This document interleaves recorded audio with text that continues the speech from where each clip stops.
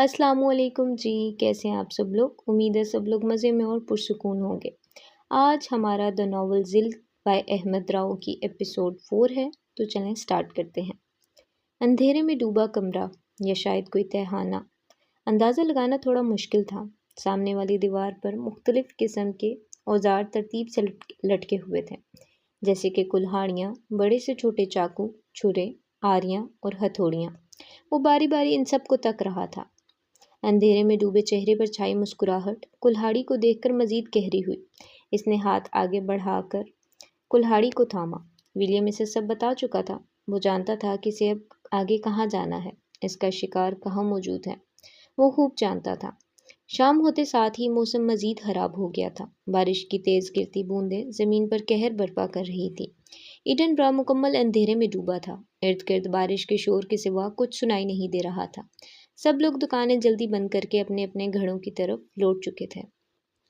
जीना लायला के साथ इसके कैफ़े में ही मौजूद थी। अभी लायला को पूरे दिन का हिसाब किताब करना था। आज का पूरा दिन इसने जीना के साथ गुजार दिया था। अपने काम के लिए तो इसे वक्त ही नहीं था।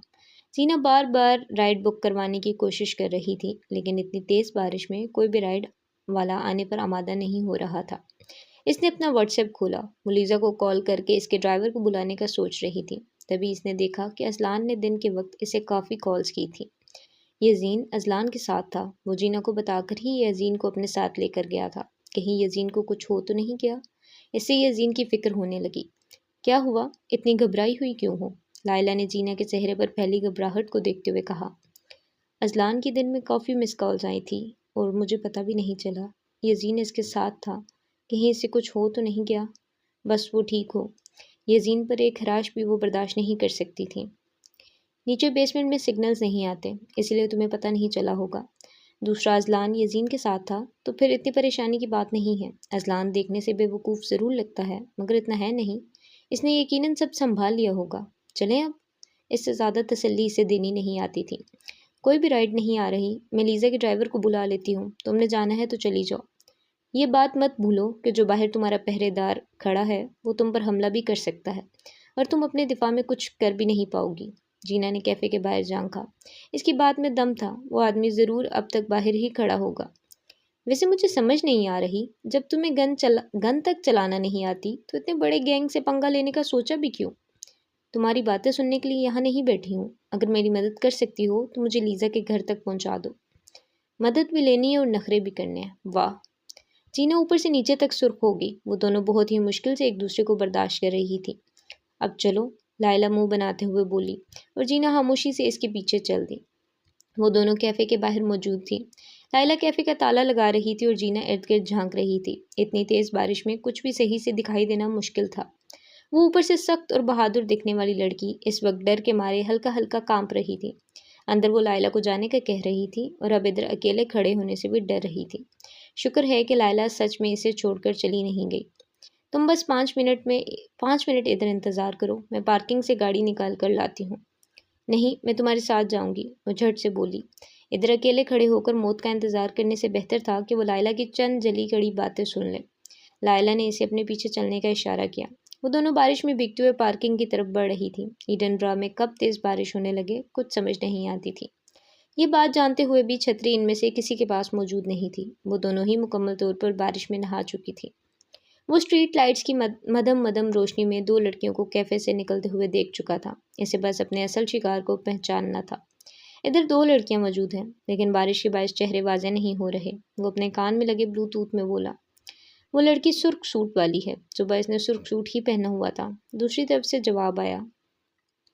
ये सुनते ही वो उन दोनों की तरफ बढ़ने लगा। तेज़ बारिश की वजह से मंजर धुंधला होता जा रहा था।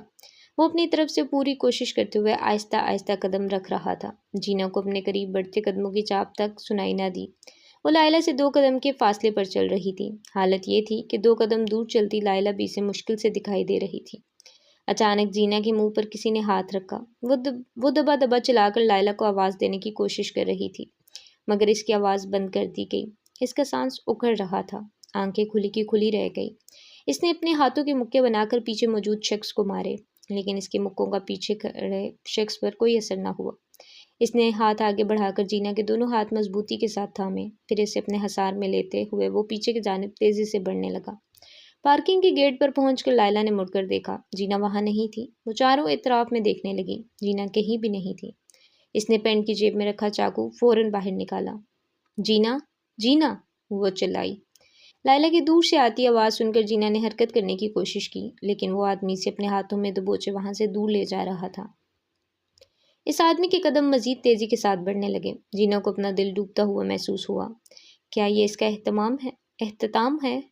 کیا وہ کبھی بھی اپنے باپ کا بدلہ نہیں لے پائے گی؟ کیا موت اس کے سامنے کھڑی ہے؟ وہ گہری سوچ میں گم ہوئی۔ وہ بھلے جسمانی طور پر طاقتور نہیں تھی، مگر اسے راستے بنانے آتے تھے۔ اس نے اپنی ٹانگ پوری قوت کے ساتھ پیچھے موجود شخص کی ٹانگوں میں دے ماری۔ ہیل کی نوک اس آدمی کو اتنی زور سے لگی کہ وہ درد کے مارے پیچھے ہٹا۔ بس ایک پل کے لیے اس نے جینا کو چھوڑا اور اسی لمحے وہ اس سے دور بھاگنے لگی۔ لائلہ، وہ نہیں جانتی تھی کہ وہ کس سمت بھاگ رہی ہے، مگر اس کی آواز سن کر لائلہ اسے ضرور ڈھونڈ لے گی۔ بھاگتے بھاگتے اس کی ہیل کسی پتھر سے ٹکرائی۔ ٹکر کھاتے ہی وہ لڑکھڑا کر نیچے گری۔ اس کی ہیل ٹوٹ چکی تھی۔ اس نے فوراً سے اٹھنے کی کوشش کی، لیکن یکدم کوئی شخص اس کی ٹانگ کھینچنے لگا۔ وہ اپنی ٹانگ چھڑوانے کی کوشش کر رہی تھی، مگر ناکام رہی۔ لائلہ، وہ ایک بار پھر چلائی۔ لائلہ کے کانوں میں جینا کی دبی دبی آواز گونجی۔ وہ آواز کا تعاقب کرتے ہوئے اس کی سمت دوڑی۔ وہ دور کھڑا سب دیکھ رہا تھا۔ اس تیز برستی بارش کے باوجود بھی وہ سب کچھ صاف صاف دیکھ سکتا تھا۔ اس آدمی کی پشت زیان کی جانب تھی۔ اس نے اپنے ہاتھ میں پکڑی کلہاڑی ہوا میں لہرائی۔ اپنی دائیں آنکھ بند کرتے ہوئے بائیں آنکھ سے نشانہ لیا۔ اگلے لمحے اپنا پورا زور لگاتے اس نے کلہاڑی آگے کی طرف پھینکی۔ آدمی کی چیخ فضا میں بلند ہوئی۔ کلہاڑی اس کی ریڑھ کی ہڈی سے داخل ہوتے ہوئے اس کے جسم کے آر پار ہو چکی تھی۔ وہ لڑکھڑاتے ہوئے نیچے زمین پر جا گرا۔ بارش کے پانی کے ساتھ اس کا خون بھی ابل ابل کر سڑک پر بہنے لگا۔ چند لمحے تڑپنے کے بعد اس کا جسم ٹھنڈا پڑنے لگا۔ وہ اپنی آخری سانسیں لے چکا تھا۔ جینا نے اپنی نظروں سے اسے مرتے دیکھا تھا۔ اس کا سانس پھول رہا تھا۔ پھر وہ ڈرتے ڈرتے وہاں سے اٹھ کھڑی ہوئی۔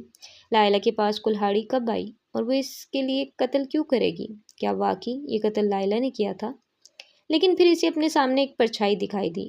وہی سیاہ لبادہ، وہی روبدار چال، وہی دل دہلا دینے والا وجود۔ وہ اس شخص کو کیسے نہ پہچانتی؟ وہ اسے بن دیکھے بھی پہچان سکتی تھی۔ وہ اس خوفناک خواب میں اس کے ساتھ تھا، لیکن وہ یوں اچانک اس کے سامنے کیوں آ جاتا تھا؟ اس نے جینا کی جان کیوں بچائی؟ ایسے ڈھیر سارے سوال وہ اپنے سامنے کھڑے شخص سے کرنا چاہتی تھی، مگر دونوں اطراف سے ہی الفاظ کا تبادلہ نہ ہوا۔ ان کے بیچ چھائی گہری خاموشی بارش کے شور میں بھی سنائی دی تھی۔ تم؟ اس کے ہونٹ کپ کپا رہے تھے۔ زیان نے کوئی جواب دینے کی بجائے ہاتھ میں تھامی چھتری کو کھولا، پھر چھتری جینا کی جانب بڑھائی۔ وہ بارش میں بھیگ رہی تھی اور اکثر بارش میں بھیگنے کے بعد جینا کو بخار ہو جایا کرتا تھا۔ جینا نے کسی جادو کے زیر اثر چھتری تھامی۔ بارش مزید زور سے برسی، لیکن اب زیان کی دی گئی چھتری تلے جینا محفوظ تھی، اور اسے نہ بارش سے فرق پڑتا تھا اور نہ ہی سڑک پر چھائی دھند سے۔ وہ بارش ہو یا دھند، ہر بار جینا کو ڈھونڈ لیا کرتا تھا۔ جینا نے چھتری کو تھوڑا اوپر اٹھا کر اس شخص کی طرف دیکھنا چاہا، مگر تیز بارش کی وجہ سے وہ کچھ بھی دیکھ نہ پائی۔ اسے یوں ہی محسوس ہوا کہ اس کے سامنے کوئی سایہ کھڑا ہے۔ جینا، تم ٹھیک ہو؟ اپنے پیچھے سے آتی لائلہ کی آواز پر وہ چونکی۔ وہ کب سے ایسے کھڑی تھی، اسے کچھ اندازہ نہیں تھا۔ اس کے سامنے کھڑا شخص کب وہاں سے چلا گیا، اسے کچھ یاد نہیں تھا۔ اس نے اپنے پیچھے دیکھا تو وہاں لائلہ کھڑی تھی۔ پھر اس نے اپنے سامنے دیکھا، نہ تو وہاں کوئی سیاہ لبادے والا شخص موجود تھا، نہ ہی اس آدمی کی لاش، مگر اس کی دی گئی چھتری اب تک اس کے ہاتھ میں موجود تھی۔ یعنی یہ کوئی خواب نہیں تھا، بلکہ یہ ایک دردناک حقیقت تھی۔ ٹانگیں سامنے میز پر سجائے ڈیمن اپنی کرسی پر بیٹھا تھا۔ انتظار کی انتہا ہو گئی تھی۔ اب تک وہ آئی کیوں نہیں؟ جھٹ سے کمرے کا دروازہ کھلا اور سامنے کھڑے شخص کو دیکھ کر اس کی آنکھیں حیرت کے مارے پھٹی کی پھٹی رہ گئی۔ زیان نے 2 ٹکڑوں میں بٹی لاش لا کر اس کے سامنے میز پر رکھی۔ وہ بارش میں بھیگا ہوا تھا، کپڑوں پر خون کے بے تحاشا داغ تھے، لیکن سیاہ رنگ کی بدولت داغ اتنے واضح نہیں ہو رہے تھے۔ کہا تھا میں نے کہ کوئی دوسرا شخص اسے ہاتھ بھی نہیں لگا سکتا۔ اس کی آنکھیں غصے کے مارے سرخ ہو رہی تھی۔ بارش میں بھیگنے کے باوجود اس کا جسم شدید گرم پڑا تھا۔ وہ میرا شکار ہے، صرف میرا۔ کوئی دوسرا اگر اس کے قریب بھی بڑھا تو اس کا انجام اس سے بھی برا ہوگا، وہ سرد مہری سے کہتا ہوا واپس پلٹا۔ ڈیمن کے چہرے کی سختی بڑھ گئی۔ میں زیادہ انتظار نہیں کر سکتا۔ 15 دن، صرف اور صرف 15 دن ہے تمہارے پاس۔ اگر تم اس لڑکی کو میرے سامنے پیش نہ کر پائے تو میں خود اسے یہاں لے آؤں گا، پھر دیکھتے ہیں کون کس کو مارتا ہے۔ وہ 2 ٹوک انداز میں غصے میں بھڑکتے ہوئے بولا۔ زیان کے بڑھتے قدم تھم گئے، پھر وہ واپس ڈیمن کی طرف بڑھا۔ جو کوئی بھی میرے راستے میں آئے گا وہ مارا جائے گا، چاہے پھر وہ تم ہی کیوں نہ ہو۔ اس نے دھمکی کے بدلے دھمکی دی۔ ڈیمن ہلکا سا مسکرایا۔ 15 دن، صرف 15 دن، یاد رکھنا۔ وہ جیسے زیان کی دھمکی کو نظر انداز کر گیا تھا۔ اس کی گلاسکو میں 15 دن آرام سے لگنے والے تھے۔ وہ یا تو جینا کا کام آج ختم کر سکتا تھا یا اب 15 دن بعد انتظار لمبا ہوتا جا رہا تھا۔ ٹھیک ہے، 15 دن ہی صحیح، مگر ان 15 دنوں میں مجھے کوئی دوسرا شخص اس لڑکی کے آس پاس بھٹکتا نظر نہ آئے۔ وہ دھمکی دے رہا تھا یا حکم؟ ڈیمن سمجھ نہ پایا۔ منظور ہے۔ دونوں نے ایک دوسرے پر ایک سرد نگاہ ڈالی۔ ابھی ان دونوں کی گفتگو جاری تھی کہ بلیئر کمرے میں داخل ہوا۔ سامنے میز پر پڑی اپنے بھائی کی لاش کو دیکھ کر اس نے ایک زوردار چیخ ماری، پھر فوراً سے لاش کے قریب بھاگا۔ اس کا بھائی بے دردی کے ساتھ قتل کر دیا گیا تھا۔ آنکھوں میں نمی اتری۔ زیان کو کمرے میں موجود دیکھ کر وہ پل بھر میں سب سمجھ چکا تھا کہ اس بھائی کا قتل کس نے کیا ہے۔ زیان کے کپڑوں پر اپنے بھائی کا خون دیکھ کر اس کے سر پر جنون طاری ہو گیا۔ میں تجھے چھوڑوں گا نہیں، کمینے انسان، بلکہ تو انسان کہلانے کے بھی لائق نہیں ہے، شیطان ہے تو، شیطان۔ وہ زیان کو نفرت بڑی نگاہوں سے دیکھ کر چلایا۔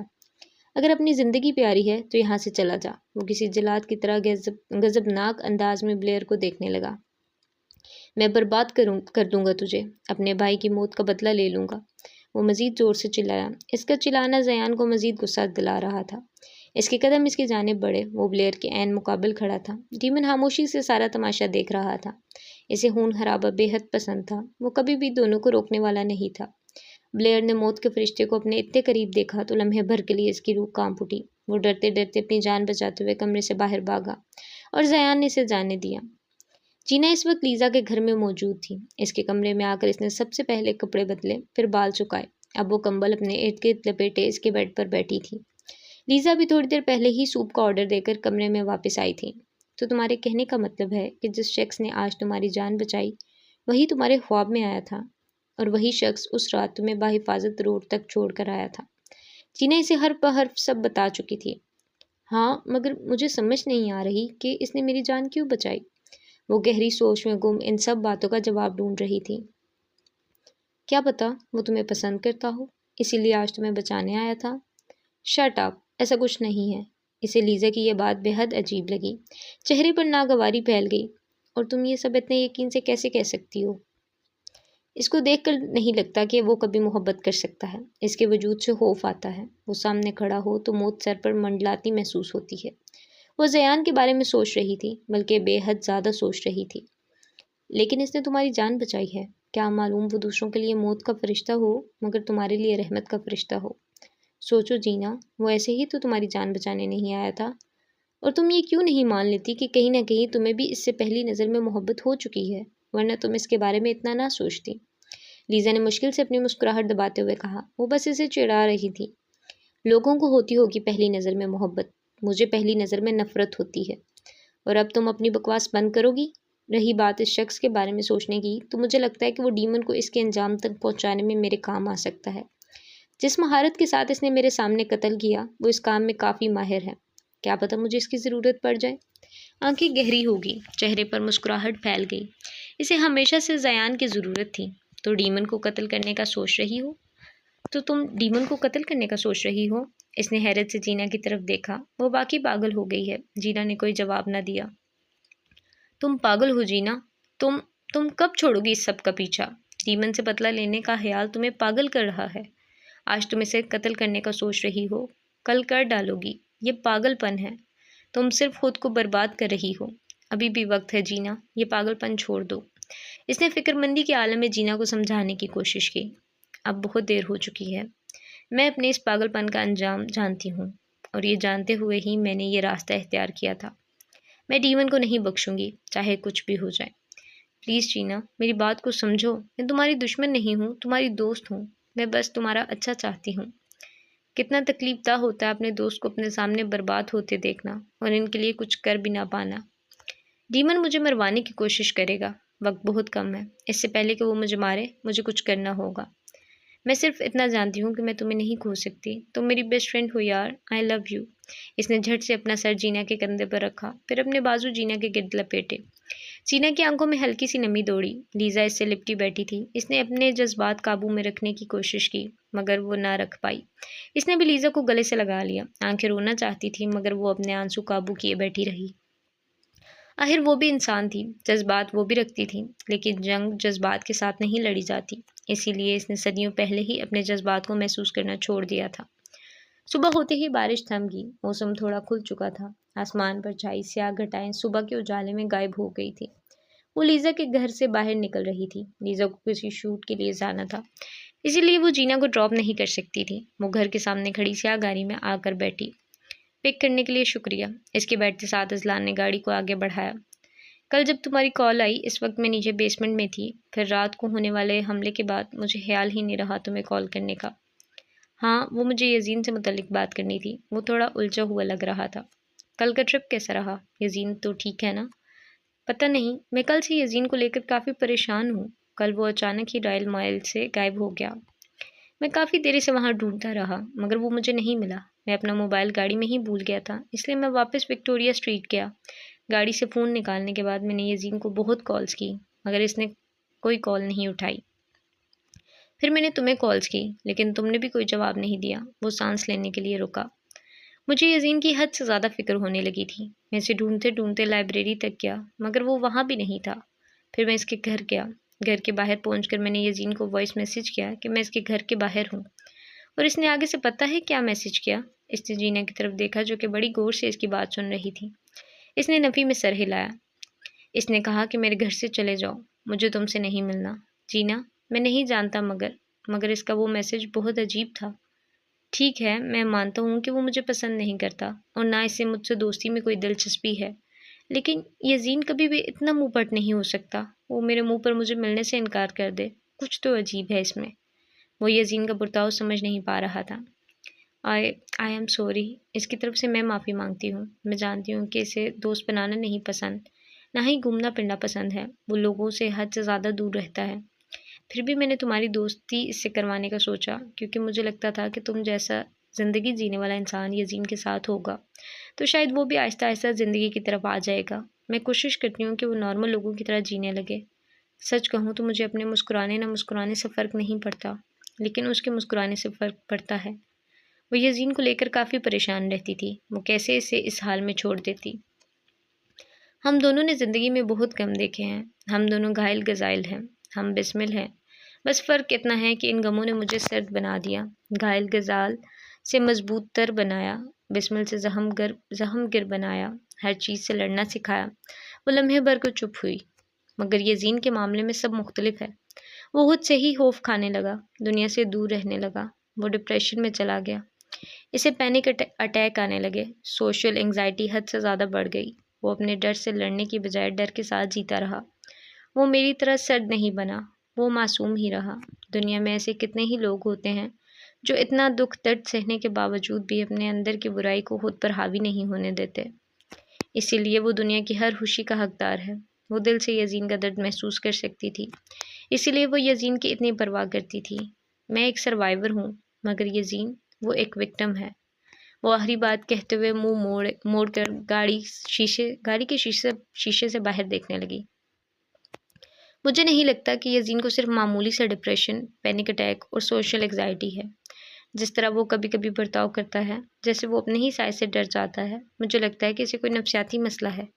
ہمیں کسی اچھے سائیکیٹرسٹ سے رابطہ کرنا چاہیے۔ اس نے تحمل سے اپنی بات مکمل کی۔ تو تمہیں لگتا ہے کہ یزین پاگل ہے؟ اسے اذلان کی بات کافی بری لگی تھی۔ نہیں، بالکل نہیں، وہ پاگل نہیں ہے، وہ بیمار ہے اور بیماری کا علاج کروایا جاتا ہے۔ جینا نے کوئی جواب نہیں دیا، وہ کسی اور ہی سوچ میں گم تھی۔ یزین کو تھیراپی کی ضرورت تھی، یہ بات وہ جانتی تھی۔ دیکھو میری بات غور سے سنو، یزین کے مسائل میں یا تم حل نہیں کر سکتے۔ ہاں، ہم اس کے دوست ہیں، اسے ایموشنل سپورٹ دے سکتے ہیں، لیکن ہم اس کا علاج نہیں کر سکتے۔ اور تھیراپسٹ کے پاس صرف پاگل تھوڑی جاتے ہیں۔ تم پڑھی لکھی ہو، کم سے کم تم تو ایسی بات نہ کرو۔ سچ کہوں تو ہم سب کو کہیں نہ کہیں تھیراپی کی ضرورت پڑتی ہے۔ اس کی بات سن کر جینا خاموش ہو گئی۔ میں یزین سے بات کروں گی اس بارے میں، اس نے تھوڑی دیر اذلان کی بات پر غور کرنے کے بعد کہا۔ ایک بات پوچھوں؟ اس کی بات پر جینا نے اس بات میں سر ہلا دیا۔ کیا تم یزین؟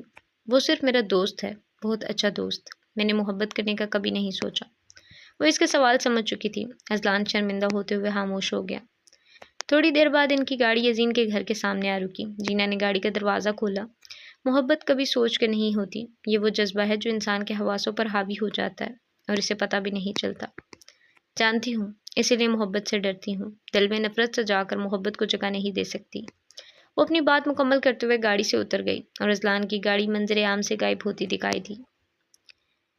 جارڈن شراب کے نشے میں چوٹ گھر واپس لوٹا۔ آج کل وہ دیر رات تک گھر سے باہر رہتا تھا، پھر آدھی رات کے وقت نشے میں مدہوش ہو کر گھر واپس لوٹتا تھا۔ جب سے اس کی بیوی اسے چھوڑ کر گئی تھی، وہ اپنے حواس کھو چکا تھا۔ وہ اپنی بیوی کی بے وفائی کا غم یوں نشے کر کے مناتا تھا۔ وہ گھر میں داخل ہوا تو سامنے ایک بچے کو فرش پر لیٹے پایا۔ وہ بہت پرسکون نیند سو رہا تھا۔ اس چھوٹے معصوم بچے کو دیکھ کر جارڈن کے چہرے پر سختی چھا گئی۔ اس کی بیوی جاتے جاتے اپنی آخری نشانی ادھر ہی چھوڑ گئی تھی۔ وہ جب جب اسے دیکھتا تھا، اسے اپنی بیوی یاد آتی تھی اور ساتھ میں اس کی بے وفائی بھی۔ اس نے ایک زوردار لات بچے کے پیٹ میں ماری۔ وہ خود بے خبر سو رہا تھا، دور جا کر دیوار سے ٹکرایا۔ ایک دم اس کی آنکھ کھلی۔ اپنے سوتیلے باپ کو سامنے دیکھ کر اس کی سانسیں پھولنے لگی، آنکھوں میں خوف کی لہر دوڑی۔ دل اتنی زور سے دھڑکنے لگا کہ جیسے ابھی اچھل کر باہر آ جائے گا۔ خود تو اپنے عاشق کے ساتھ بھاگ گئی اور اب اپنی گندگی میرے پاس چھوڑ گئی۔ وہ نفرت اور حقارت بڑی نگاہوں سے یزین کی طرف دیکھ رہا تھا۔ یزین دیوار کے ساتھ لگا ڈرا سہما بیٹھا تھا۔ اسے دیکھتے ہی جارڈن کو اپنی محبت اور اس کی بے وفائی پھر سے یاد آئی اور وہ اپنے آپے سے باہر ہونے لگا۔ یزین کو جارڈن کے اپنی طرف بڑھتے قدم دکھائی دیے۔ وہ اپنی جان بچانے کے لیے بھاگنا چاہتا تھا، لیکن اگلے ہی لمحے ایک زوردار تھپڑ اس کے سر پر پڑا، پھر دوسرا، پھر تیسرا، چوتھا۔ وہ ایک کے بعد ایک تھپڑ کھاتا گیا۔ اس کی چیخیں پورے گھر میں گونجنے لگی۔ جارڈن کا گھر ویران جنگل کے قریب تھا، آس پڑوس میں کوئی نہیں رہتا تھا، اسی لیے یزین کی چیخوں پکار کا کوئی فائدہ نہ تھا۔ گھٹیا عورت کی گھٹیا اولاد، سلٹ بچ۔ وہ ایک سے ایک گندی گالی اس کی ماں کے لیے نکالتا اور اس کے ساتھ ایک تھپڑ یزین کے گال پر مارتا۔ یزین کے گال تھپڑ کھانے کی وجہ سے شدید سرخ ہو گئے تھے۔ اس کی ہونٹوں سے خون رس رہا تھا، آنکھیں رو رو کر تھک گئی تھی۔ ماما، ماما، وہ رو رہا تھا، چیخ رہا تھا، تڑپ رہا تھا، مگر نہ تو کوئی اس کی مدد کو آیا اور نہ ہی جارڈن کو اس پر رحم۔ چند لمحوں میں ہی یزین کے پورے جسم پر جارڈن کے تھپڑوں کے نشان چھپ چکے تھے۔ وہ اپنے کمرے میں فرش پر بیٹھا خود کو شیشے میں گھور رہا تھا۔ اس نے ایک تھپڑ اپنے منہ پر رسید کیا، پھر گال پر چھپے تھپڑ کے نشان کو دیکھ کر وہ بے ترتیب سانس لینے لگا۔ آنکھوں میں خوف کی لہر دوڑی، جسم تھڑا تھڑ کانپنے لگا۔ اس نے اپنے دوسرے گال پر تھپڑ مارا۔ اس نے کھل کر سانس لینے کی کوشش کی، مگر جیسے سانس آنا بند ہو گئی تھی۔ سسکیوں کی آواز پورے کمرے میں گونجنے لگی۔ اس نے پھر سے ایک تھپڑ اپنے منہ پر رسید کیا، آنکھوں سے آنسو جھلکے۔ ایک دم وہ ہچکولے کے ساتھ رونے لگا۔ اس نے ایک تھپڑ مزید خود کے گال پر مارا۔ اب کی بار اسے اپنا دم گھٹتا محسوس ہوا۔ وہ پاگلوں کی طرح کمرے میں بیٹھا اپنے آپ کو تھپڑ مار رہا تھا۔ وہ پہلے ایک گال پر تھپڑ مارتا، پھر بنا رکے دوسرے گال پر۔ جینا یزین کے گھر میں داخل ہوئی۔ ٹی وی لاؤنج خالی پڑا تھا۔ لونا صوفے پر لیٹی سو رہی تھی۔ کچن بھی مکمل ویران تھا۔ یزین اب تک سو کر نہیں اٹھا، ایسا تو کبھی نہیں ہوتا۔ ماما، ماما، اسے اوپر کی جانب سے یزین کے چلانے کی آواز آئی۔ اسے اپنا دل ڈوبتا محسوس ہوا۔ وہ بنا کوئی لمحہ ضائع کیے یزین کے کمرے کی طرف بھاگی۔ اوپر والے پورشن میں پہنچ کر اس نے یزین کے کمرے کا دروازہ کھولا اور سامنے یزین کو اس حالت میں دیکھ کر جینا کے چہرے پر گہری پریشانی چھا گئی۔ وہ جھٹ سے یزین کے پاس آئی۔ یزین کے گال شدید سرخ پڑ چکے تھے، ہونٹ اور ناک سے خون رس رہا تھا، لیکن وہ ایک لمحے کو بھی نہیں رکا۔ وہ خود کو خود تھپڑ مارتا اور پھر خود ہی رونے لگتا۔ یزین، یزین بس کرو۔ وہ یزین کے قریب جا کر بیٹھی، پھر یزین کے ہاتھ پکڑنے کی کوشش کی، لیکن وہ اپنے آپے سے باہر ہو رہا تھا۔ ماما، مجھے ماما کے پاس جانا ہے۔ وہ بچوں کی طرح روتے ہوئے اس سے فریاد کرنے لگا۔ جینا نے اس کے ہاتھ اپنے ہاتھوں میں تھامے، وہ اس کے ساتھ محفوظ تھا۔ ماما، ماما کدھر ہیں جینا؟ جینا نے اسے پرسکون کرنے کے لیے اس کے بالوں میں نرمی سے ہاتھ پھیرا، پھر اس کا سر اپنی گود میں رکھا۔ وہ اب تک ہچکیوں کے ساتھ رو رہا تھا۔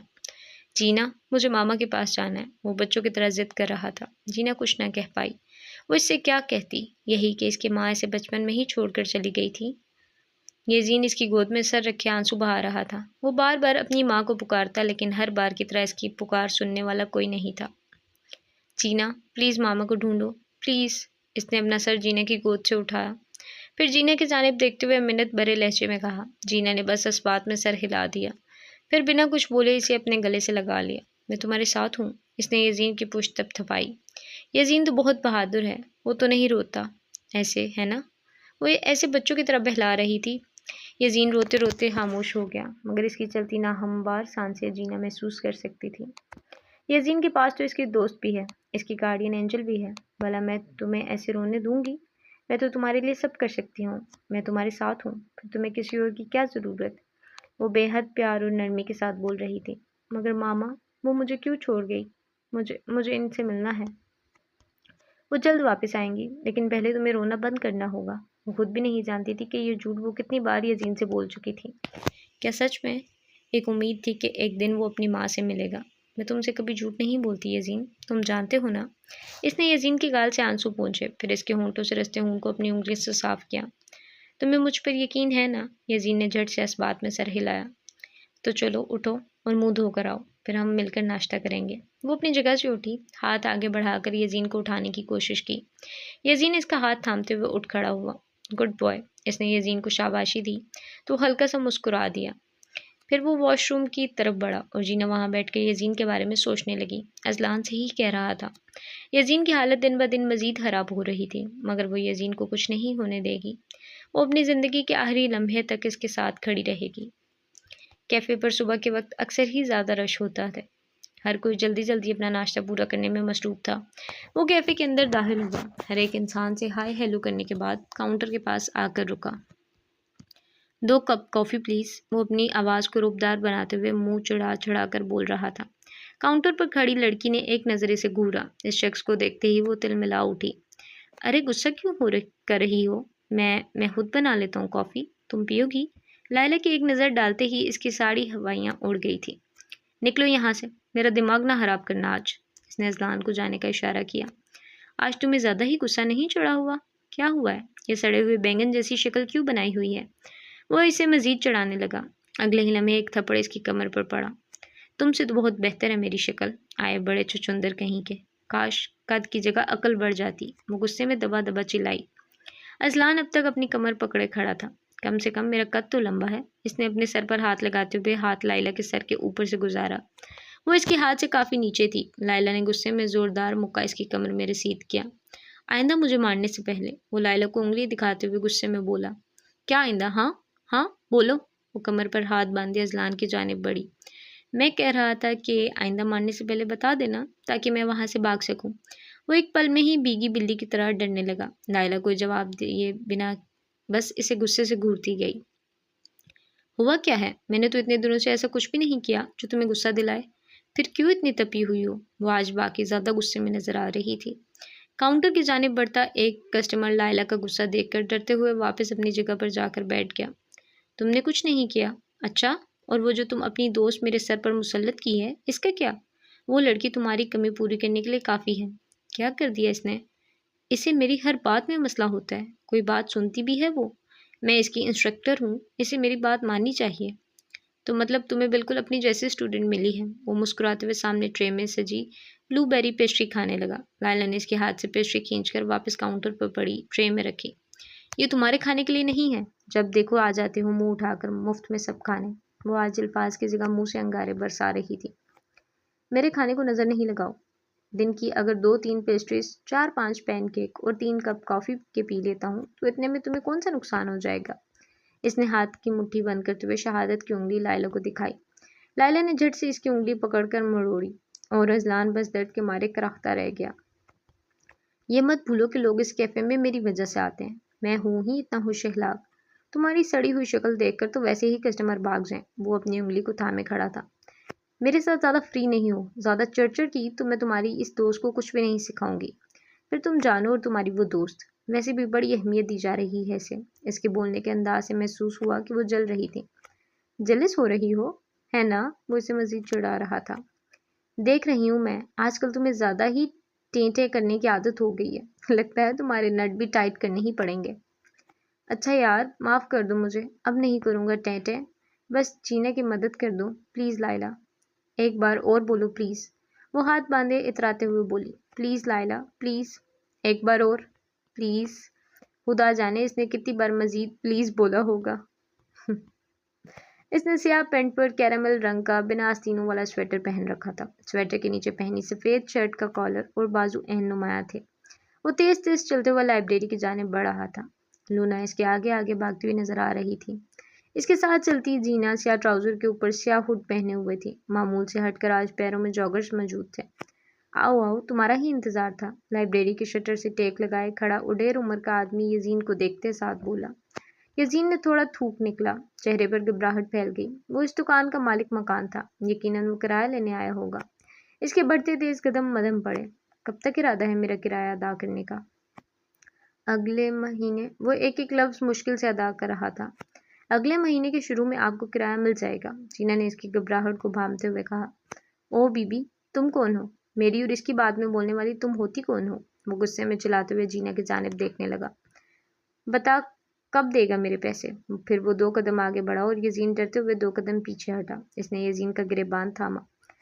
اگلے مہینے، وہ خود ہی نام ہموار ہوتی سانسوں کو تھامنے کی کوشش کر رہا تھا۔ پچھلے ماہ بھی تو نے یہی بولا تھا۔ اس نے مزید زور سے یزین کا گریبان تھاما۔ ارد گرد لوگوں کا رش جمع ہونا شروع ہو گیا تھا۔ اسے چھوڑو فوراً، میں نے کہا اس کا گریبان چھوڑو۔ جینا اپنی پوری قوت کے ساتھ چلائی۔ اے لڑکی، تو جو کوئی بھی ہے ہمارے معاملے سے دور ہی رہ۔ میں نے کہا اس کا گریبان چھوڑو۔ وہ یزین کے قریب آئی، پھر اس کا گریبان چھڑوانے لگی۔ پہلے مجھے میرے پیسے چاہیے۔ وہ باضد کھڑا تھا۔ جینا مسلسل جوئی کے ہاتھ یزین کے گریبان سے ہٹانے کی کوشش کر رہی تھی۔ ہٹو ادھر سے، اس نے جینا کو دور دھکا دیا۔ وہ خود کو سنبھالتی ہوئی گھٹنوں کے بل زمین پر گری، چہرہ غصے کے مارے سرخ پڑ گیا تھا۔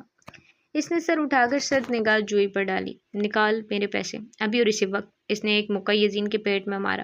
جینا کو نیچے گرا دیکھ کر یزین نے جوئی کو دھکا دیا۔ اس کی ہمت بھی کیسے ہوئی جینا کو ہاتھ لگانے کی؟ جینا نے مڑ کر دیکھا۔ جوئی اپنی جگہ سے اٹھ کر یزین کی جانب تیز تیز قدم بڑھا رہا تھا۔ غصے میں سرخ ہوتے چہرے کے ساتھ وہ بھی زمین سے اٹھ کھڑی ہوئی۔ پھر وہ دوبارہ جوئی کے قریب جا کھڑی ہوئی۔ بیگ سے اپنا وکالت کا لائسنس نکال کر اس نے جوئی کے سامنے کیا۔ رینٹ اسکاٹ لینڈ ایکٹ 1984 کے دفعہ نمبر 22 کے تحت یہ سب ہراساں کے زمرے میں آتا ہے، جس کی سزا بھاری جرمانہ یا 2 سال تک کی قید ہے، اور اگر میں چاہوں تو دونوں بھی ہو سکتی ہیں۔ وہ اب قدرے پرسکون کھڑی سپاٹ لہجے میں اپنی بات مکمل کر رہی تھی۔ جو ایک اڑتا ہاتھ تھم گیا۔ اے لڑکی، اور ہاں، کرمنل جسٹس ایکٹ 2010 کی دفعہ 38 کے تحت کسی انسان کو عوامی مقام پر دھمکانے، ان کے ساتھ بدتمیزی کے ساتھ پیش آنے پر بھاری جرمانہ یا 12 ماہ کی قید تک ہو سکتی ہے۔ اور میں پھر سے یاد دلاتی چلوں کہ اگر میں چاہوں تو تمہیں دونوں سزائیں بھی ہو سکتی ہیں۔ وہ اس کی آنکھوں میں آنکھیں ڈالے مزے سے ہاتھ باندھے کہہ رہی تھی۔ دیکھیں آپ، ایک دم ہی اس کی بات کرنے کی ٹون بدل چکی تھی۔ سیکشول آفینسز اسکاٹ ایکٹ 2009 کے تحت مجھے میری اجازت کے بغیر ہاتھ لگانے، دھکا دینے اور میرے ساتھ غلیظ الفاظ استعمال کرنے کے لیے 5 سال تک کی بھی قید ہو سکتی ہے۔ اس لیے تمہاری بھلائی اسی میں ہے کہ یہاں سے چلے جاؤ، ورنہ تم پر اتنے کیس کروں گی کہ ساری زندگی بھی ان کو حل نہیں کر پاؤ گے۔ جوئی نے تلملاتے ہوئے یزین کی جانب دیکھا۔ وہ پہلے کی نسبت تھوڑا پر اعتماد کھڑا تھا۔ جاتے ہو یا ابھی کیس کروں تم پر؟ وہ گرائی۔ کل شام تک مجھے پیسے مل جانے چاہیے، ورنہ میری دکان خالی کرو۔ وہ آخری دھمکی دیتے ہوئے واپس چل دیا۔ بس ہو گیا تماشا ختم، اب آپ سب بھی جائیں، وہ لوگوں کے لگے رش کی جانب دیکھتے ہوئے بولی۔ یزین نے ایک نظر اٹھا کر جینا کو دیکھا۔ جب تک وہ اس کے ساتھ تھی، اسے کسی کی بھی فکر کرنے کی ضرورت نہیں تھی۔ اذلان اپنے کام کے سلسلے میں کیفے سے بہت پہلے ہی نکل چکا تھا۔ یزین اپنی لائبریری کے کاؤنٹر پر موجود گہری سوچ میں گم تھا۔ وہ 2 ماہ کا کرایہ ایک ساتھ کہاں سے لائے گا؟ اس کی آمدنی کا واحد ذریعہ یہ لائبریری تھی، مگر جب سے آن لائن کتابیں پڑھنے کا رواج شروع ہوا تھا تو لوگوں کا رجحان لائبریری کی جانب کم ہو گیا تھا۔ یہاں آنے والے 90% لوگ بس انسٹاگرام سٹوریز، ریلز اور تصویروں کے سلسلے میں آتے تھے۔ بہت کم لوگ تھے جو یہاں ایک پرسکون ماحول کی تلاش میں آتے تھے تاکہ وہ اپنی پسندیدہ کتاب کا لطف اٹھا سکیں۔ دوسری جانب جینا لائلہ کے ساتھ بیسمنٹ میں موجود تھی۔ کونے میں لٹکا بوسیدہ باکسنگ بیگ آہستہ آہستہ جھول رہا تھا۔ ہاتھوں میں باکسنگ گلوز پہن رکھے تھے اور بال ہلکے جوڑے میں بندھے رکھے تھے۔ بایاں پاؤں تھوڑا آگے، دایاں پاؤں کندھے کے برابر اور ہاتھ اوپر ناک کے سامنے۔ لائلہ اس کی پوزیشن درست کروا رہی تھی۔ چینا نے پہلا موقع باکسنگ بیگ پر مارا، پھر دوسرا اور پھر تیسرا۔ آہستہ آہستہ اس کی رفتار کم ہو گئی۔ چینا فوکس کرو، وہ جینا کو ڈھیلا پڑتے دیکھ کر بولی۔ چینا کی ٹریننگ اور لائلہ کے صبر کا امتحان جاری تھا۔ گھر کا دروازہ کھلا، وہ آہستہ آہستہ قدم اٹھاتا اندر داخل ہوا۔ گھر اندھیرے میں ڈوبا ہوا تھا۔ یزین نے ایک ایک کر کے تمام لائٹس آن کی۔ اسے اندھیرے سے کوفت ہوئی تھی۔ وہ اندھیرے سے ڈرتا تھا۔ کبھی کبھی ایسا کیوں ہوتا ہے کہ ہم خود سے ہی بیزار آ جاتے ہیں؟ ایسا محسوس ہوتا ہے کہ ہم کسی دوسرے کی زندگی میں تو کیا، اپنی زندگی میں بھی اہم کردار ادا نہیں کر رہے۔ ہم تھک جاتے ہیں، دوسروں سے نہیں بلکہ خود سے لڑتے لڑتے۔ ہم اتنے کمزور پڑ جاتے ہیں کہ خود ہی ہار مان لیتے ہیں۔ ہم اپنی ذات میں موجود خامیوں کو بھولنا چاہیں بھی تو یہ دنیا بار بار ہمیں ہماری خامیاں اور کمیاں یاد دلاتی رہتی ہے۔ وہ ٹی وی لاؤنج میں موجود بڑے صوفے پر آ کر بیٹھ چکا تھا۔ گود میں رکھی ڈائری میں وہ اپنے دل کا حال لکھ رہا تھا۔ اینک اتارتے ہوئے اس نے اپنی نم ہوتی آنکھوں کو صاف کیا۔ لونا اس کے کندھے پر چڑھ رہی تھی۔ اس نے نرمی کے ساتھ لونا کو اپنے ہاتھ میں اٹھایا، اس کے سر پر ہاتھ پھیرا۔ پھر لونا کو میز پر رکھی گیند نظر آئی تو وہ فوراً اس کی جانب لپکی کی۔ میں ہوں کمزور، بزدل، ڈرپوک اور خود سے بیزار شخص، لیکن ایسا بننے میں میرا کیا قصور؟ اگر میں باقی مردوں کی طرح نڈر، بہادر اور پر اعتماد نہیں ہوں تو اس میں کیا میری غلطی ہے؟ بنا کسی قصور، بنا کسی صفائی، کیا ہر بار سزا مجھے کیوں سنائی جاتی ہے؟ کیوں مجھے ایسا احساس دلوایا جاتا ہے کہ میں باقی لوگوں سے کم ہوں؟ اگر کوئی میرا گریبان پکڑے گا تو میں اپنی دفاع نہیں کر پاؤں گا۔ کیوں ہوں میں ایسا؟ کیوں؟ وہ اپنے بال نوچ رہا تھا۔ یہ سوال بار بار اس کے دماغ میں جگمگا رہا تھا۔ میں جوئی کے پیسے کہاں سے لاؤں گا؟ کل اگر اسے کرایہ نہ دیا تو پھر وہ کوئی تماشا لگائے گا۔ میری پریشانیاں کم ہونے کی بجائے مزید بڑھ کیوں جاتی ہیں؟ نفرت ہے مجھے اس زندگی سے۔ اس نے آج ہونے والی ایک ایک بات ڈائری میں لکھ ڈالی۔ سر جھکائے تنہا بیٹھے وہ روتا گیا، بس روتا گیا۔ اور وہ کر بھی کیا سکتا تھا؟ اس کی یہ رات بھی ہر رات کی طرح خود سے نفرت کرتے ہوئے بیتنے والی تھی۔ تھوڑی دیر یوں ہی صوفے پر بیٹھے بیٹھے اسے نیند آنے لگی۔ وہ کب یہاں بیٹھے بیٹھے سو گیا، اسے کچھ ہوش نہیں رہی۔ تقریباً آدھی رات گزر چکی تھی۔ اس کے قدموں کی چاپ گہرے سناٹے میں سنائی دینے لگی۔ وہ ٹی وی لاؤنج میں لگے چھوٹے صوفے پر آ کر بیٹھا، پھر سامنے بڑے صوفے کی جانب بغور دیکھا۔ زیان نے میز پر پڑی ڈائری کو ایک نظر دیکھا، پھر صفحے پلٹے ہوئے ڈائری پڑھنے لگا۔ ڈائری پڑھتے پڑھتے اس کی آنکھیں سرخ ہو گئی، چہرے پر سختی چھا گئی۔ وہ اپنی جگہ سے اٹھ کھڑا ہوا۔ یزین کو کوئی تکلیف پہنچائے اور وہ زیان کے ہاتھوں سے بچ جائے، ایسا ممکن نہیں تھا۔ رات کے اندھیرے میں وہ ایک بار پھر شکار پر نکل چکا تھا۔ آسمان پر چھائی سیاہی میں دیکھنے والوں کو یوں ہی معلوم ہوتا تھا کہ کوئی پرچھائی تیز تیز قدم اٹھا کر اس کی طرف بڑھ رہی ہے۔ جنگل کے بیچوں بیچ ویران سڑک پر چلتی گاڑی اسے اپنے قریب آتی دکھائی دے رہی تھی۔ وہ سڑک کے درمیان کھڑا ہو گیا۔ گاڑی میں بیٹھے شخص نے اسے ہارن مارا، لیکن وہ اپنی جگہ سے ایک انچ بھی نہ ہلا۔ گاڑی کی جلتی ہیڈ لائٹس میں اس کا وجود واضح ہوا۔ اے لڑکے، سامنے سے ہٹ، پتہ نہیں کہاں سے آ جاتے ہیں۔ جوئی چہرہ گاڑی کے شیشے سے باہر نکالتے ہوئے چلایا۔ یوں معلوم پڑتا تھا کہ سامنے کھڑا شخص اپنی جگہ پر جم چکا ہے۔ تجھے سنائی نہیں دے رہا؟ وہ ایک بار پھر چلایا۔ تھک ہار کر جوئی گاڑی سے باہر نکلا، پھر تیز تیز قدم بڑھاتے ہوئے سامنے کھڑی مخلوق کی جانب بڑھا۔ مرنے کا ارادہ ہے تو کسی اور گاڑی کے آگے آ کر مر، چل اب ہٹ یہاں سے۔ جوئی نے زیان کو دھکا دیا۔ موت سامنے کھڑی ہو تو اسے دور جانے کا نہیں کہتے، خوشی کے ساتھ اسے قبول کرتے ہیں۔ وہ واپس پلٹا۔ جوئی کو پل بھر کے لیے دھچکا لگا۔ اسے یوں محسوس ہوا جیسے کسی نے اس کے کانوں میں سور پھونکا ہے۔ کون ہو تم؟ تمہاری موت۔ اس نے اپنا ہاتھ چگے سے باہر نکالا، ہاتھ میں تامی ہتھوڑی نمایاں ہوئی۔ جوئی کے ہوش و حواس اڑ گئے۔ اسے اپنے جسم کا تمام خون خشک ہوتا محسوس ہوا۔ وہ بھاگنے کے لیے واپس پلٹا۔ زیان نے ایک زوردار لات اس کی کمر پر ماری۔ وہ لڑکھڑاتے ہوئے زمین پر جا گرا۔ سرد ہواؤں کے باوجود جوئی کے ٹھنڈے پسینے چھوٹنے لگے۔ زیان کا بڑھتا ایک ایک قدم اسے موت کے قریب لے کر جا رہا تھا۔ مجھے جانے دو پلیز، مجھے جانے دو۔ وہ ہاتھ جوڑے روتے ہوئے منت کرنے لگا۔ میں نے تمہارا کیا بگاڑا ہے؟ جسم پسینے میں شرابور ہو چکا تھا۔ زیان نے ہتھوڑی ہوا میں لہرائی۔ جوئی کی سانسیں ساکن ہوئی۔ وہ بھاگنا چاہتا تھا مگر بھاگ نہ پایا۔ چینک چینک کر اس کا گلا خشک ہو گیا تھا، لیکن اس کی مدد کو کوئی نہ آیا۔ ابھی وہ زمین سے اٹھ کر بھاگنے کا سوچ ہی رہا تھا کہ ہتھوڑی عین اس کی گردن پر آ کر لگی۔ جوئی کی دردناک چیخ فضا میں بلند ہوئی۔ وہ زمین پر تڑپ تڑپ کر اپنی آخری سانسیں لے رہا تھا۔ زمین جو بارش کے پانی میں ہلکی ہلکی بھیگی ہوئی تھی، جوئی کے خون سے لت پت ہو گئی۔ پھر وہ اندھا دھند اس کی گردن پر ہتھوڑی مارتا گیا۔ دیکھتے ہی دیکھتے جوئی کا سر اس کی گردن سے الگ ہو گیا۔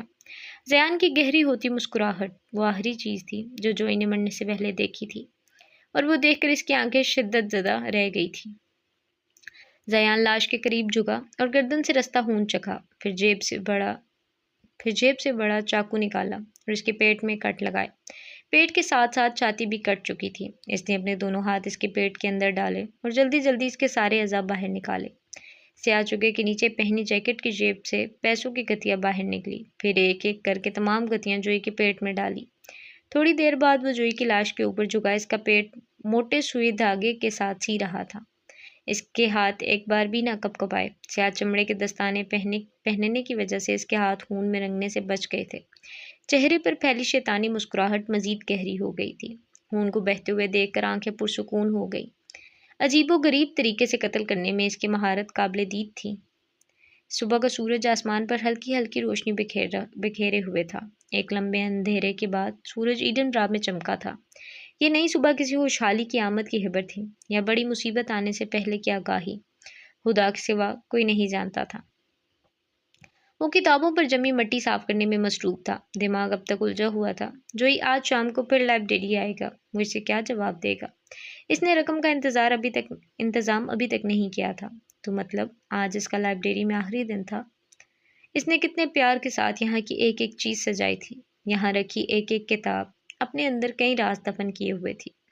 وہ ان رازوں کا رکھوالا تھا، وہ ان کو یوں در بدر ہوتا کیسے دیکھ سکتا تھا؟ کیا حال ہے کیوٹی؟ وہ شخص اچانک ہی وہاں نازل ہوا۔ ہاتھ میں پکڑی کتاب یزین سے چھوٹتے چھوٹتے بچی۔ پلیز اذلان، اس وقت چلے جاؤ۔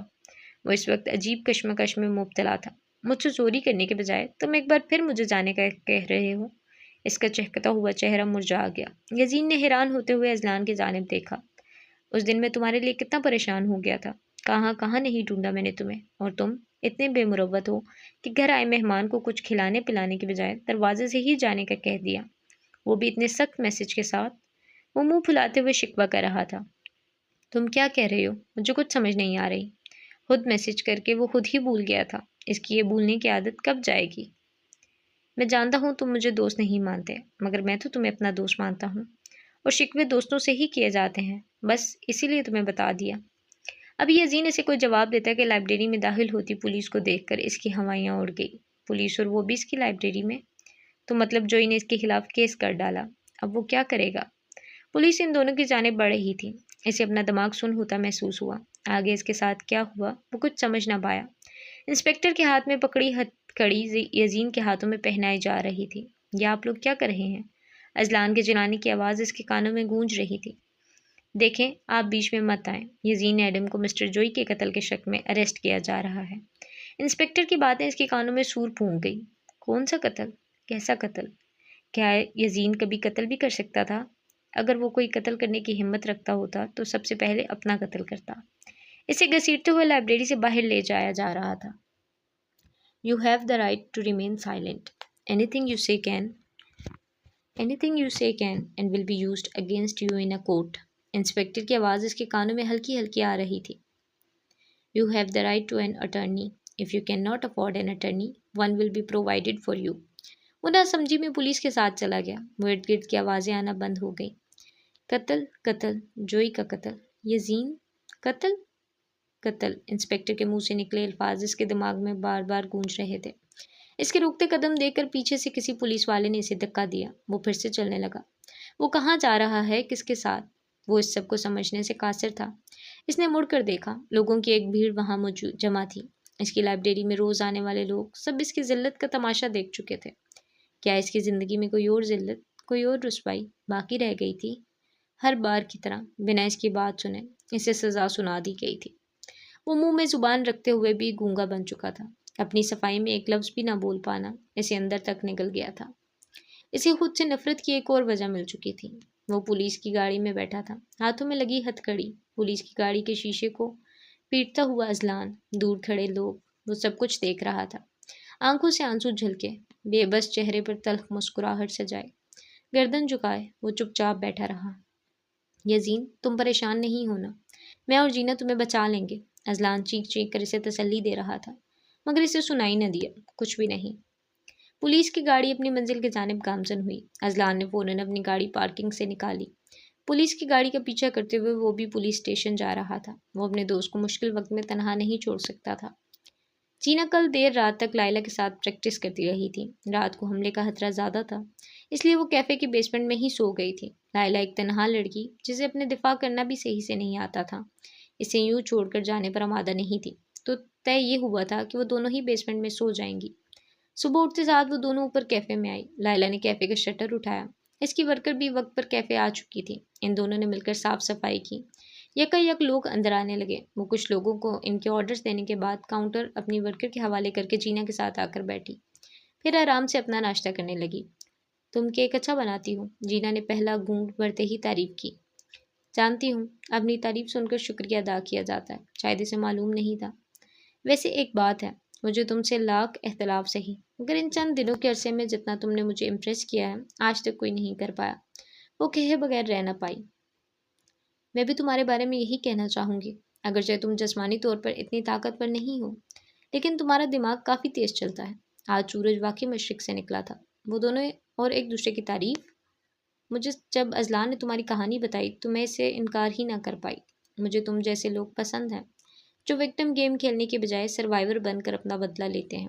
میں ہمیشہ سے ایسے لوگوں کا ساتھ دیتی آئی ہوں جو اپنے حق کے لیے لڑتے ہیں، کیونکہ اپنے حق سے دستبردار کمزور لوگ ہوتے ہیں۔ وہ اس کی جانب نہیں دیکھ رہی تھی۔ جذباتی باتیں کہنا اسے ہمیشہ ہی مشکل لگتا تھا۔ میں تمہاری مدد کروں گی اور تمہاری حفاظت بھی، جب تک تمہیں میری ضرورت ہے۔ تم بہت اچھی ہو لائلہ، بس قسمت بری ہے۔ ماضی کی کئی یادیں جھلکی۔ ہم اپنی قسمت خود لکھتے ہیں۔ یہ کہانی تمہاری ہے، تم اس کی مصنفہ ہو۔ چاہو تو ایک پلاٹ ٹوسٹ کے ساتھ اسے بدل ڈالو، یا پھر قسمت کو قصوروار ٹھہراتی رہو۔ اس کی بات سن کر لائلہ خاموش ہو گئی۔ ابھی جینا کچھ اور بولتی کہ اس کا فون بجنے لگا۔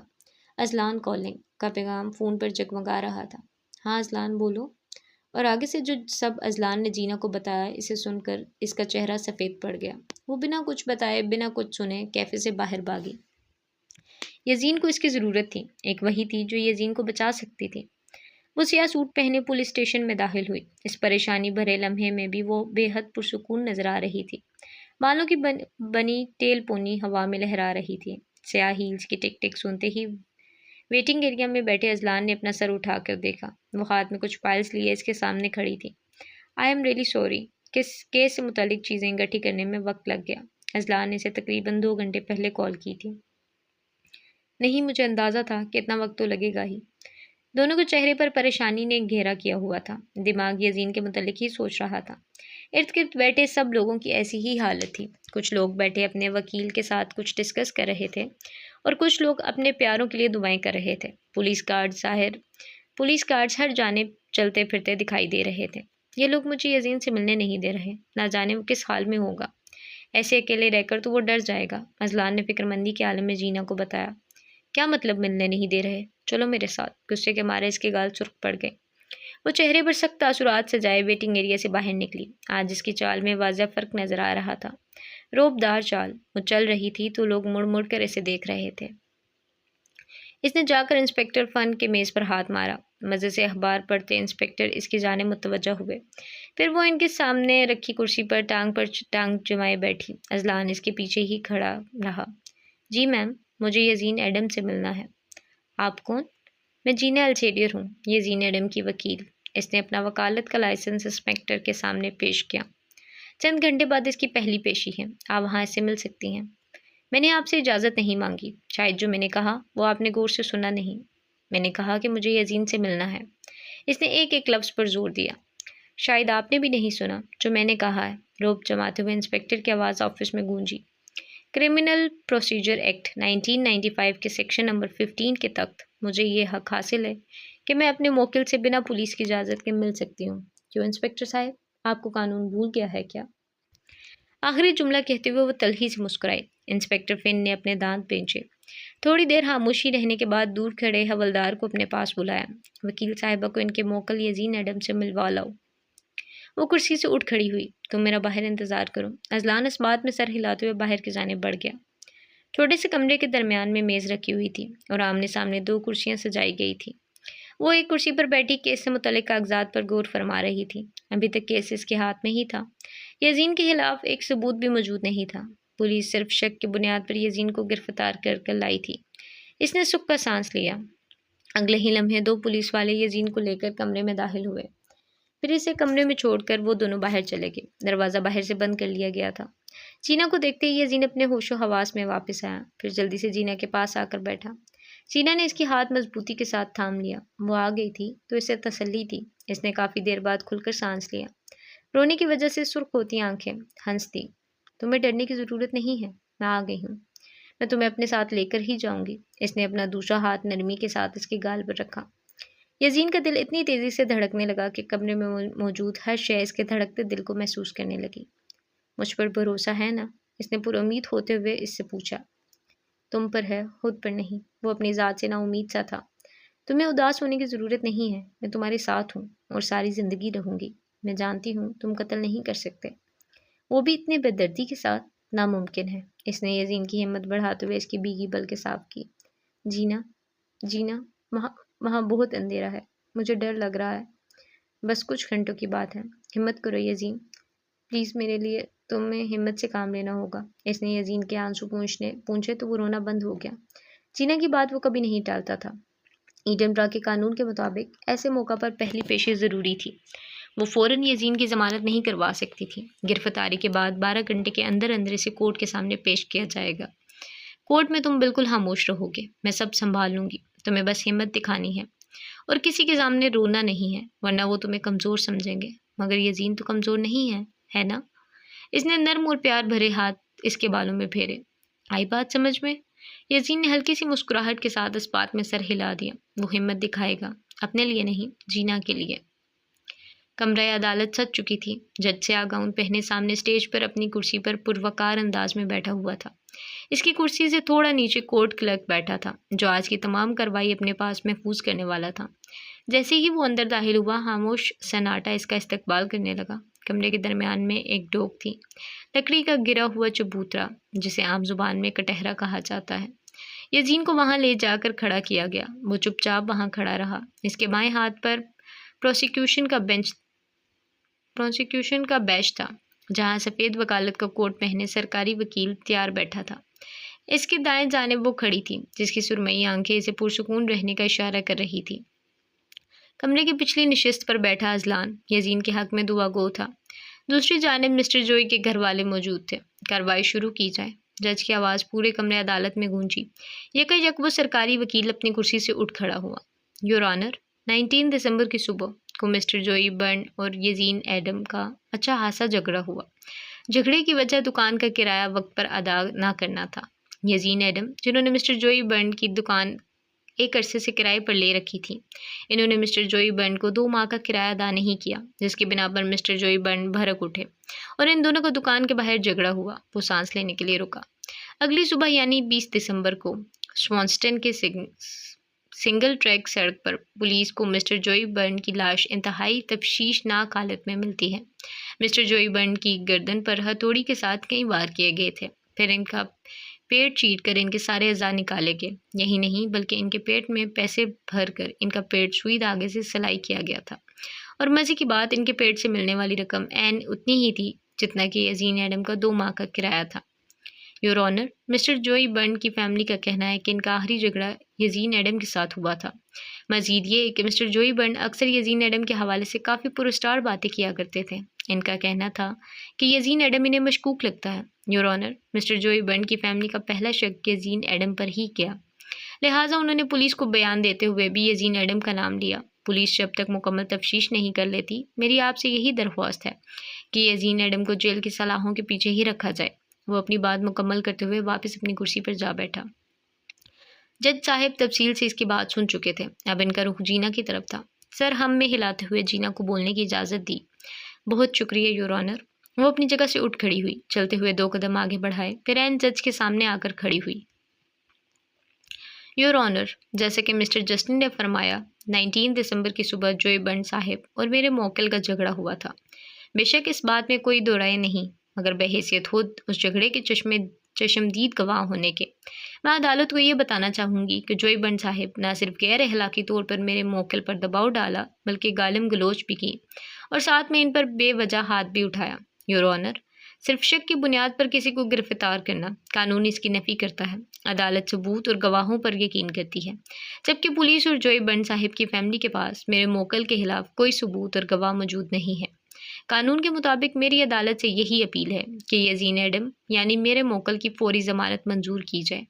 وہ جج صاحب سے درخواست کرتے ہوئے یزین کی جانب بڑھی۔ آبجیکشن مائی لارڈ، میری بات ابھی مکمل نہیں ہوئی مسٹر جسٹن۔ جج صاحب نے جینا کو اپنی بات مکمل کرنے کا اشارہ کیا۔ یور آنر، میں کچھ ثبوت عدالت میں پیش کرنا چاہوں گی، کیا آپ کی اجازت ہے؟ آپ آگے بڑھ سکتی ہیں۔ اجازت ملتے ہی جینا اپنے ڈیسک پر واپس آئی، پھر اپنی فائل سے 2-3 صفحے نکال کر جج کے اسٹیج کی جانب بڑھائے۔ یزین کو سمجھ نہیں آئی تھی کہ وہ کیا ثبوت پیش کرنے جا رہی ہے، مگر اسے یقین تھا کہ جینا جو کر رہی ہے وہ صحیح ہی ہوگا۔ اسے بس جینا کی بات مانتے ہوئے خاموش رہنا ہے۔ یہ میرے موکل کے دوست اذلان خان کی بینک سٹیٹمنٹ ہے۔ بینک سٹیٹمنٹ کے مطابق کل رات 8 بجے کے قریب اذلان خان نے جوئی بنڈ صاحب کے اکاؤنٹ میں 2 ماہ کے کرائے کی رقم ٹرانسفر کروا دی تھی۔ جس چیز کی خبر میرے موکل اور جوئی صاحب دونوں کی تھی، وہ بہت مہارت کے ساتھ آخری جملے میں جھوٹ کی آمیزش کرتے ہوئے بولی۔ یزین نے پلٹ کر اذلان کی جانب دیکھا، جو اسے دیکھ کر بس مسکرا دیا۔ اسے کیا لگا تھا وہ پریشان رہے گا اور جینا یا اذلان کو اس کی فکر نہیں ہوگی؟ وہ اس کے لیے کچھ نہیں کریں گے۔ وہ حیرت کے مارے کبھی جینا کو تکتا، کبھی اذلان کو۔ جینا نے دوسرا کاغذ جج صاحب کی جانب بڑھایا۔ نیچے بیٹھے کلرک نے کاغذ پکڑ کر جج کو تھمایا۔ یور آنر، تقریباً کل رات 9 بجے کے قریب جوئی بنڈ صاحب کو اس ہوٹل کے اندر دیکھا گیا تھا، جبکہ میرے موکل کل شام 7 بجے ہی اپنی لائبریری بند کر کے گھر واپس جا چکے تھے۔ جوئی بنڈ صاحب کو ان کا کرایہ مل چکا تھا، تو میرے موکل اور جوئی بنڈ صاحب کے بیچ ایسی کوئی تلخ کلامی باقی نہیں رہتی جس کی بنا پر میرے موکل پر شک کیا جائے۔ لہٰذا میں عدالت سے اپیل کروں گی کہ میرے موکل کی ضمانت فوراً منظور کی جائے۔ میں مزید کچھ اور بھی کہنا چاہوں گی یور آنر، اجازت ہے؟ جج صاحب نے اس بات میں سر ہلایا۔ ایسی آدھی اردری لاشیں جن کے آرگنز غائب ہوتے ہیں، ان کے ملنے کا سلسلہ ایک عرصے سے جاری ہے۔ یہ عین ممکن ہے کہ ان کے پیچھے بھی وہی گینگ شامل ہے جو آج سے کئی سال پہلے بچوں کو اغوا کر کے ان کے آرگنز نکالنے میں ملوث تھا۔ ریڈ ویلویٹ، ایک ایسا گینگ جو آج بھی آزاد گھوم رہا ہے۔ میری پولیس سے درخواست ہے کہ وہ اپنی نااہلی پر غور کریں اور اصل ملزمان کو پکڑنے پر دھیان دیں۔ میں اس سے زیادہ کچھ نہیں کہنا چاہوں گی۔ وہ اپنی بات مکمل کر کے واپس اپنی جگہ پر جا بیٹھی۔ چند لمحوں کے بعد جج صاحب بولنا شروع ہوئے، تمام ثبوتوں کو مد نظر رکھتے ہوئے۔ عدالت نے ناٹ پروون جرم ثابت نہیں ہوا کہہ کر یزین کو فوراً رہا کرنے کا نوٹس جاری کیا، لیکن جب تک جوئی کا قتل کیس حل نہیں ہو جاتا، یزین ایڈنبرا سے باہر نہیں جا سکتا۔ پولیس کی تفتیش کے دوران یزین کو کسی بھی وقت پولیس اسٹیشن بلا کر سوال جواب کیا جا سکتا ہے۔ وہ عدالت سے باہر نکلا، اس کے ہاتھ اب آزاد تھے۔ اس نے ٹھنڈی فضا میں کھل کر سانس لیا۔ جینا اس کے ساتھ چل رہی تھی، وہ اسے ایک اور مشکل سے بچا چکی تھی۔ وہ اسے ہر بار ہر مشکل سے بچا لیتی تھی۔ وہ اس کی گارڈین اینجل جو تھی۔ اذلان سامنے گاڑی سے ٹیک لگائے کھڑا تھا۔ یزین کو دیکھ کر اس کی سانس میں سانس آیا۔ لمحے بھر کو وہ دونوں رک گئے۔ ابھی وہ کچھ بولتا کہ یزین جھٹ سے اس کی جانب لپکا۔ بنا کچھ کہے اس نے اذلان کو اپنے گلے سے لگا لیا۔ اذلان سکتے میں کھڑا رہا۔ وہ چند لمحوں کے لیے کچھ سمجھ ہی نہ پایا۔ اس نے جینا کی جانب دیکھا، جو ان دونوں کو دیکھ کر کافی خوش نظر آ رہی تھی۔ ٹھیک، تھینک یو اذلان۔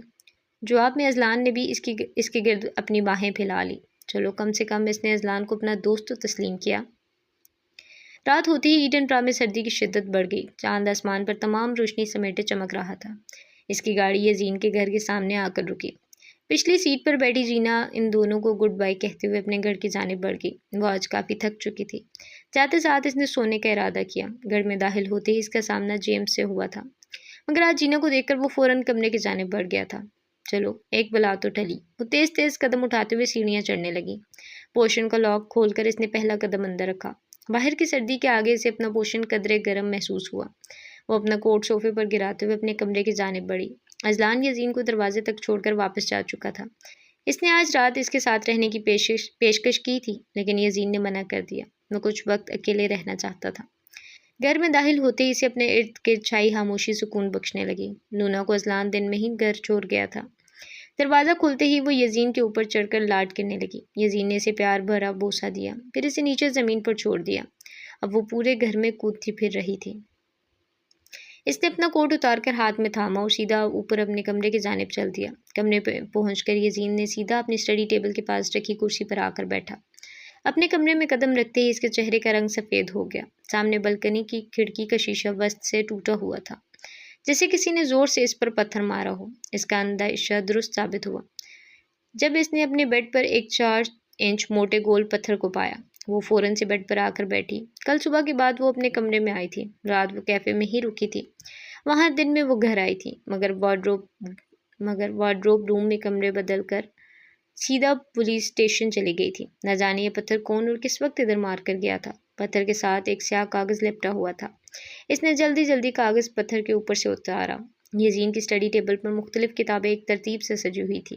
پاس پڑا لیمپ بند تھا، جس کو اس نے جلایا تو کمرے میں مدم روشنی پھیل گئی۔ اس نے لیمپ اٹھایا تو اس کے نیچے ایک سیاہ کاغذ پڑا ہوا تھا۔ وہ جانتا تھا کہ اس سب کے پیچھے وہی ہو سکتا ہے، سیاہ کاغذ ملنے کا مطلب، یعنی اس کا شک درست تھا۔ اس نے کاغذ ہاتھ میں تھاما۔ جینا نے کاغذ کھولا۔ اس پر سرخ الفاظ میں کچھ لکھا ہوا تھا، یوں کہ یہ سرخ الفاظ کسی کے خون سے لکھے گئے ہوں۔ کاغذ پر لکھا پیغام کچھ یوں تھا: ٹو جینا السیڈیر، I have shielded you from all others' grasp, that only I may draw your final breath. Now, hide where you will, I will find you. For shadowed bells everywhere, and I am one of them. I have marked your breath, little fox. I am ever so near. Zayan Yazdan. جینا السیڈیر، میں نے تمہیں سب کی گرفت سے بچایا تاکہ تمہاری آخری سانس صرف میں لے سکوں۔ اب جاؤ، چھپ جاؤ جہاں جی چاہے، مگر میں تمہیں ڈھونڈ لوں گا، کیونکہ ذل ہر جگہ بستا ہے اور میں انہی میں سے ایک ہوں۔ تمہاری سانسوں پر میرا نشان ہے، لٹل فاکس، اور میں بہت نزدیک ہوں۔ زیان یزدان۔ وہ چند لمحے اپنی جگہ پر ساکت بیٹھی رہی۔ وہ اب سب سمجھ رہی تھی، وہ سب جان گئی تھی۔ جو شخص اسے بار بار بچانے آ رہا تھا وہ اس کا محافظ نہیں تھا، وہ ایک ذل تھا جو قبض اس کے پیچھے تھا۔ کچھ دیر خاموشی کے ساتھ اس تحریر کو پڑھنے کے بعد وہ ہلکا سا مسکرائی۔ ایک جنگ کا اس نے آغاز کیا تھا، اپنے اور ڈیمن کے درمیان۔ ایک جنگ کا آغاز آج ہوا تھا، زیان اور اس کے درمیان۔ وہ کتنی جنگیں لڑے گی، کس سے اپنی جان بچائے گی، لیکن وہ خود کو بچا لے گی۔ وہ اس بقا کی جنگ میں تنہا تھی۔ وہ تنہا ہی کافی تھی، کیونکہ جینا السیڈیر کو راستے بنانے آتے تھے۔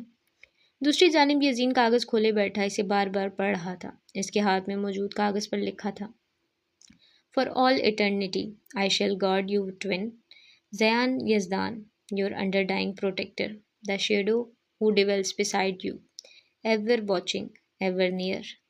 ازل سے ابد تک میں تمہاری نگہبانی کروں گا، ہم نفس، زیان یزدان، تمہارا لافانی محافظ، وہ ذل جو تمہارے پہلو میں بسیرا کیے ہوئے ہے، ہمیشہ دیکھتا ہوا، ہمیشہ قریب۔ وہ اس پیغام کو پڑھ کر حیران نہیں ہوا تھا، وہ پہلے ہی جان گیا تھا کہ جوئی کا قتل کون کر سکتا ہے۔ اس نے اپنی دراز کھولی، اندر موجود لاکر میں چابی گھمائی۔ لاکر کھولا تو سامنے ایسے کئی سیاہ کاغذ پڑے تھے۔ اس نے یہ پیغام بھی ان کے ساتھ رکھ کر لاکر کو بند کر دیا۔ زیان کون ہے وہ نہیں جانتا تھا، وہ واقعی نہیں جانتا تھا، مگر وہ ہر بار اس کی حفاظت کیوں کرتا تھا؟ ایسے کئی سوال اسے سالوں سے تنگ کر رہے تھے۔ زیان اس کا کیا لگتا ہے؟ یہ راز ہمیشہ کی طرح راز ہی رہ گیا، کیونکہ راز کا پوشیدہ رہنا بھی ایک نعمت ہے۔ جب تک راز راز ہے، پر اسرائیت پھیلی رہتی ہے۔ So G this is the end of this episode. Hope you will like it. Please like, share, subscribe and comment. اچھا مجھے نا ناول انٹرسٹنگ ہو گیا۔ اب مجھے سمجھ نہیں آ رہی کہ زیان اور جو ازلان ہے کیا ان دونوں کا آپس میں کوئی لنک ہے؟ ابھی زیان کا جو ہم نے پورا نام پڑھا ہے وہ ہے زیان ازدان، زیان کچھ ایسے ٹائپ کا نام تھا، اور ازلان کا نام یزدان، مطلب مکس ہو رہی، مجھے سمجھ نہیں آ رہی، کیونکہ جو ازلان ہے جو ڈیمن کے ساتھ والا ہے وہ بھی اسی ٹائپ کا ہے کہ لائک اس کو خون پسند ہے، اور خون خرابی اور قتل، وہ اسی طرح ہتھوڑی اس کے پاس ہوتی ہے اور کلہاڑی اور وہ اسی ٹائپ کا قتل وغیرہ کرتا ہے۔ اور جو ابھی زیان یزدان جو کہ لیٹر جس کا بلیک لیٹر ہے وہ بھی اس نے بھی ایسے قتل کیا ہے، لیکن مجھے سمجھ نہیں آ رہی جو زیان اس کے جینا اور یزین کے ساتھ ہوتا ہے، کیا یہ وہی زیان ہے یا یہ جو ڈیمن کے ساتھ والا ہے وہ والا ہے؟ اور اگر یہ وہ والا ہے تو یہ یزین کو کیسے جانتا ہے؟